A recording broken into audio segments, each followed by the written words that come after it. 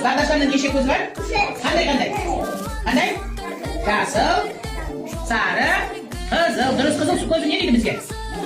Жүруге болмайды дейді. Сары көзі не дейді? Дайындал дейді. Ал жасыл көзі жүруге болады дейді. Я бізге бағдаршам туралы білгенбізге қараңдар. Жолдан қалай өту керек? Қалай өту? Абайлап, жаяу жүргенде оң жағыңызға және сол жағыңызға қарап, көліктерде қауіп төніп тұрған жоқта қарап алып жолдан бірақ өтеміз екен, иә?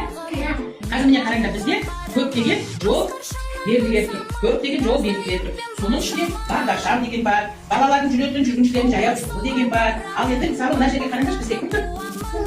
Жұлдыз дәрігер тұр, иә? Жұлдыз дәрігер, ол егерде жолда бір оқиға болып жатса, жаңағы жұлдыз бізге көмекке келеді екен. Жұлдыздың қалташасында қараңдар не бар? Дәрілері бар, борайтын жанар бинттері бар, иә? Бір баланың ыстығы көтерілсе ыстық түсіретін дәрісі бар, аузын ашып қарайтын тамақтарын жаңағы қарап, кімнің тамағы ауырып тұр, кімнің аяғы ауырып тұр, аяғы ауырып қалса міне мына сияқты беттермен байлаймыз екен деген. Біз сендермен көптеген мамандықтармен таныстық, иә?